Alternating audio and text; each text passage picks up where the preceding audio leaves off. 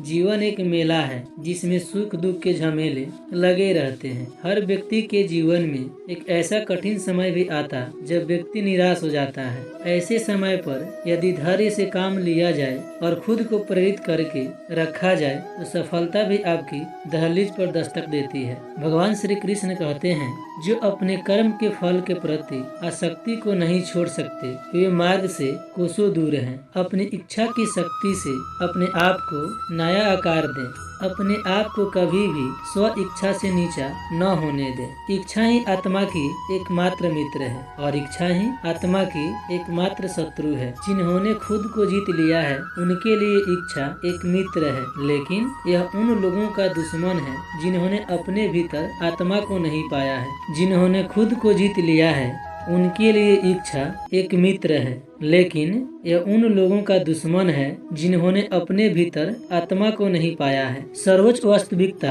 उन लोगों की चेतना में प्रकट होती है जिन्होंने खुद को जीत लिया है। शांत मन में ध्यान की गहराइयों में आत्मा स्वयं को प्रकट करती है। स्वयं के माध्यम से स्वयं को देखकर एक आकांक्षी पूर्ण पूर्णता के आनंद और शक्ति को जानता है। कोई भी जो अच्छा काम करता है उसका कभी बुरा अंत नहीं होगा, न तो यहाँ और न ही आने वाले युग में। गंभीर तपस्या और ज्ञान मार्ग से ध्यान श्रेष्ठ है। मुझ पर अपना मन लगाकर योग के अभ्यास से स्वयं को अनुशासित करो। मैं उन लोगों के लिए हमेशा मौजूद हूँ जिन्होंने मुझे हर प्राणी में महसूस किया है। व्यक्ति जो चाहे बन सकता है यदि वह विश्वास के साथ इच्छित वस्तु पर लगातार चिंतन करे। मन बहुत चंचल है जो इंसान के दिल में उथल पुथल कर देता है। जैसे वे मेरे पास आते हैं वैसे ही मैं उन्हें ग्रहण करता हूँ। सभी पथ पार्थ मानव को मेरी ओर ले आते हैं। इंद्रियों से मिलने वाला सुख पहले तो अमृत जैसा लगता है, लेकिन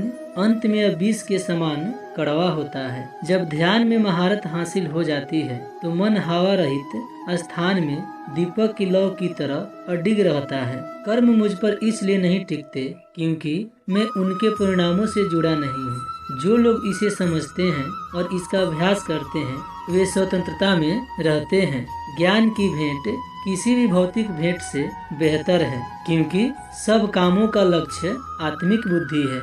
जैसे आग की गर्मी लकड़ी को राख कर देती है, वैसे ही ज्ञान की आग सभी कर्मों को भस्म कर देती है। अपना काम हमेशा दूसरे के कल्याण को ध्यान में रखकर करें। हर व्यक्ति का विश्वास उसकी प्रकृति के अनुसार होता है। मैं उन्हें ज्ञान देता हूँ जो सदा मुझसे जुड़े रहते हैं और जो मुझसे प्रेम करते हैं। मेरी कृपा से कोई सभी कर्तव्यों का निर्वाह करते हुए भी बस मेरी शरण में आकर अनंत अविनाशी निवास को प्राप्त करता है। बुद्धिमान व्यक्ति कामुक सुख में आनंद नहीं लेता। जो कार्य में निष्क्रियता और निष्क्रियता में कार्य दिखता है वह एक बुद्धिमान व्यक्ति है। मैं धरती की मधुर सुगंध हूँ, मैं अग्नि की उष्मा हूँ, मैं ही सभी जीवित प्राणियों का जीवन भी और मैं ही सन्यासियों का आत्म स्वयं हूँ। तुम उसके लिए शोक करते हो जो शोक करने के योग्य नहीं है और फिर भी ज्ञान की बातें करते हो। बुद्धिमान व्यक्ति न जीवित और न ही मृत व्यक्तियों के लिए शोक करते हैं। बुद्धिमान व्यक्ति को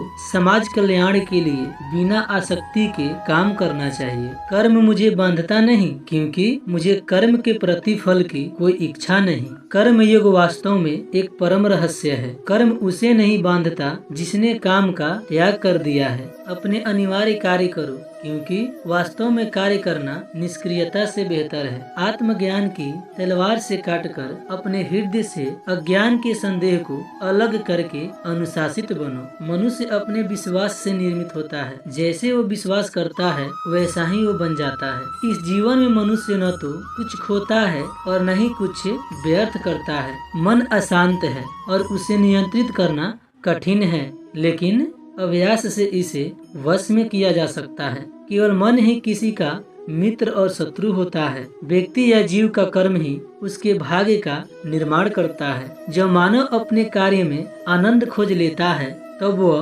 पूर्णता प्राप्त कर लेता है। नरक के 3 द्वार वासना, क्रोध और लालच हैं। क्रोध से भ्रम पैदा होता है, भ्रम से बुद्धि व्यग्र होती है। जब बुद्धि व्यग्र होती है तब तर्क नष्ट हो जाता है। जब तर्क नष्ट हो जाता है तब व्यक्ति का पतन हो जाता है। सदैव संदेह करने वाले व्यक्ति के लिए प्रसन्नता ना इस लोक में है ना ही कहीं और। मन की गतिविधियों, होश, श्वास और भावनाओं के माध्यम से भगवान की शक्ति सदा तुम्हारे साथ है और लगातार तुम्हें एक साधन की तरह प्रयोग करके सभी कार्य कर रही है। ज्ञानी व्यक्ति ज्ञान और कर्म को एक रूप में देखता है, वही सही मायने में देखता है। उससे मत डरो जो वास्तविक नहीं है, ना कभी था ना कभी होगा। जो वास्तविक है वो हमेशा था और उसे कभी नष्ट नहीं किया जा सकता। जन्म लेने वाले के लिए मृत्यु उतना ही निश्चित है जितना कि मृत्यु होने वाले के लिए जन्म लेना। इसलिए जो अपरिहार्य है उस पर शोक मत करो। जो मन को नियंत्रित नहीं करते उनके लिए वह शत्रु के समान कार्य करता है। दोस्तों, अगर यह मेरा वीडियो अच्छा लगा हो तो चैनल को सब्सक्राइब जरूर कर देना। मिलते हैं नेक्स्ट वीडियो में। जय श्री कृष्ण।